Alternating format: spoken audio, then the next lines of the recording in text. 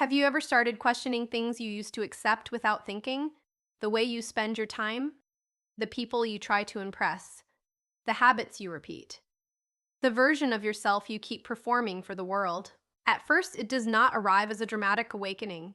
It arrives as a quiet restlessness, a feeling that the life you are living is not wrong but incomplete. Something in you begins to notice more. You notice your reactions. You notice your fears. You notice the moments where you say yes, but something inside you says no. This is where spiritual awareness begins.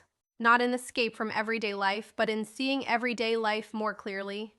From that point, a journey begins, a gradual movement from unconscious living toward a life shaped by truth, love, discipline, service, and inner guidance. These are the 7 stages of becoming spiritually aware. The first stage is questioning life. This is where the surface of life begins to feel thinner. The things that once kept you busy no longer fully satisfy you. You may still go to work, meet people, make plans, pay bills, scroll through your phone, do everything that looks normal from the outside. But inside, a deeper question begins to form. Why am I here? What am I really doing with my life? Is there more to me than my body, my name, my past, my job, or the role I play for other people? This stage often begins quietly. It may come after a disappointment, a loss, a success that did not feel as fulfilling as you expected, a conversation that stayed with you, or a moment of silence where you suddenly realized how much of your life has been lived on autopilot. The first stage is not about having answers. It is about the moment the old answers stop being enough. You begin to sense that life is not only something to manage, it is something to understand. Events feel less random. Patterns become more visible. Certain people feel like mirrors. Certain challenges feel like lessons. And slowly, you begin to realize that your life may be trying to teach you something. The second stage is seeing yourself clearly. Once the deeper questions begin, attention turns inward. This is where the journey becomes more honest, because spiritual awareness does not only show you your potential, it shows you your patterns, the way you react when you feel criticized, the way you avoid uncomfortable conversations, the way you compare yourself to others, the way you hold on to resentment, the way you chase approval, the way you repeat the same emotional cycles and call them personality. At this stage, you begin noticing the difference between who you are and the habits you have built to protect yourself. You may see that anger is sometimes covering hurt. Control is sometimes covering fear. People-pleasing is sometimes covering the fear of rejection. Perfectionism is sometimes covering the fear of being seen. This stage is uncomfortable, but it is also powerful, because what you can see clearly, you can begin to change. A difficult relationship becomes more than a problem, it becomes a mirror. A repeated failure becomes more than bad luck. It becomes information. A strong emotional reaction becomes more than drama. It becomes a doorway into something deeper. This is the stage where you stop asking only, why is this happening? And begin asking, what is this showing me? That one question changes the direction of your life. The third stage is cleaning up your inner world. After you begin seeing your patterns, you can no longer live inside them in the same way. Awareness starts asking for action. Not dramatic action, daily action. You begin to notice what affects your energy, the conversations that leave you heavy, the habits that keep you dull, the content that feeds comparison, the thoughts that repeat like background noise, the environments where you keep becoming a smaller version of yourself. This stage is about purification in the most practical sense, cleaning up what you repeatedly allow into your body, your mind, your emotions, and your spirit. You may start caring more about sleep, food, movement, silence, prayer, meditation, journaling, the people around you, the words you speak, the thoughts you entertain. It is not about becoming perfect. It is about becoming less divided, less pulled by impulses, less ruled by old pain, less available to everything that drains the life out of you. Forgiveness becomes important here, not because what happened was okay, but because carrying old resentment begins to feel like living in a room with no air. Discipline becomes important too, not as punishment, but as devotion to the person you are becoming. Slowly, you begin making different choices. You pause before reacting, you apologize faster, you listen more deeply, you choose peace over being right, you choose honesty over comfort, you choose what is clean over what is familiar. This is where awareness begins to shape character. The fourth stage is choosing what you live by. At a certain point, it is not enough to only remove what harms you. You need a direction.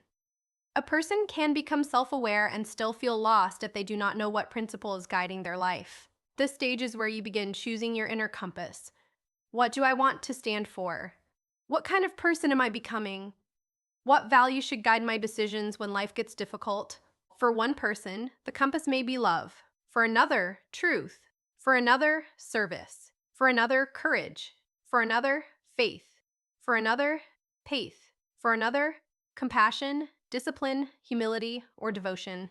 The word matters less than the sincerity behind it. Because once you choose what you live by, your decisions begin to change. You stop asking only, what do I want right now? And begin asking, does this align with who I am becoming? You stop moving only from pressure, fear, mood, or approval. You begin moving from a deeper center. This is where spiritual awareness becomes practical. It is tested in ordinary moments, in how you speak when you are irritated, in how you act when no one is watching, in how you act when no one is watching, in how you handle money, in how you treat your family, in how you respond to disappointment, and whether your private life matches the values you talk about publicly. The compass does not make life easy. It makes life clearer. And clarity is one of the first signs that the soul is beginning to lead. The fifth stage is becoming useful to others. At first, spiritual awareness feels personal. My healing, my peace, my clarity, my purpose, my growth. This is natural. You have to understand yourself. You have to face your patterns. You have to rebuild trust with your own inner life. But eventually, awareness begins to move outward.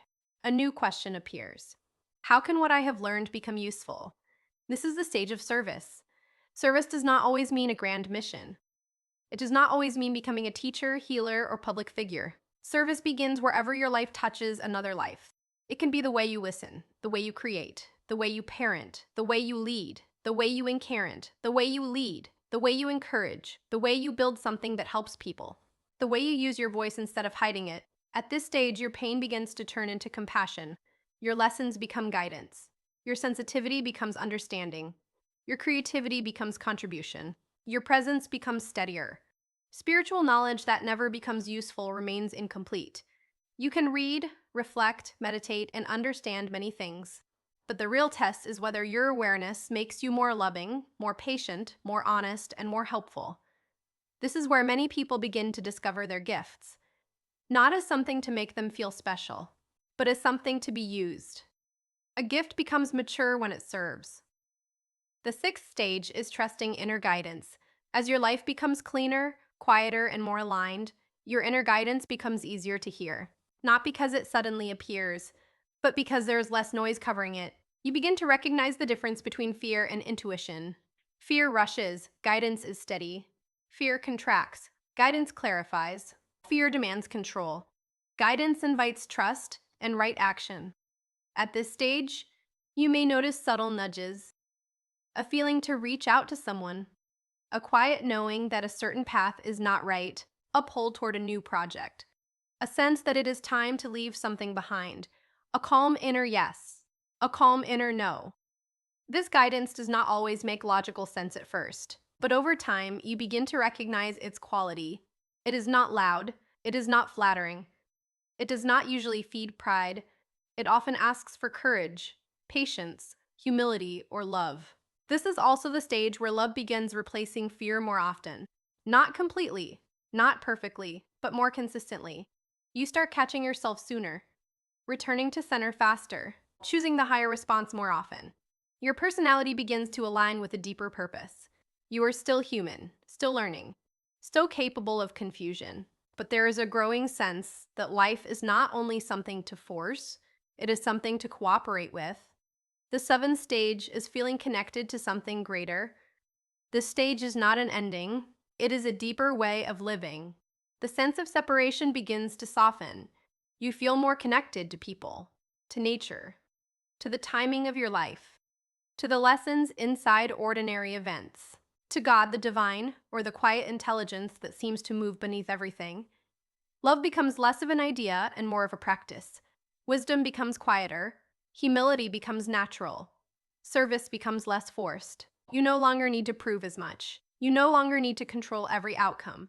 You begin to trust that your life is part of something larger than your personal plans. This does not mean life becomes perfect. You still face problems. You still feel pain. You still have moments where old patterns return, but something in you has changed. You are no longer only living from survival. You are living with awareness. You are no longer only asking what you can get from life. You are asking what life is trying to grow through you. And maybe this is the real measure of spiritual growth. Not how mystical your experiences are, not how much you know, not how spiritual you sound, but how you live, how honestly you face yourself, how patiently you grow, how gently you treat people, how willing you are to serve, how much love you allow into ordinary moments. The journey begins with a question. It deepens through self-honesty. It becomes real through daily practice. And slowly the life you live on the outside begins to match what you know on the inside. That is the path of becoming spiritually aware, not escaping the world, but seeing it clearly, not becoming someone else, but becoming more true, not waiting for life to reveal your purpose all at once, but listening, applying, serving, and allowing the next step to show itself.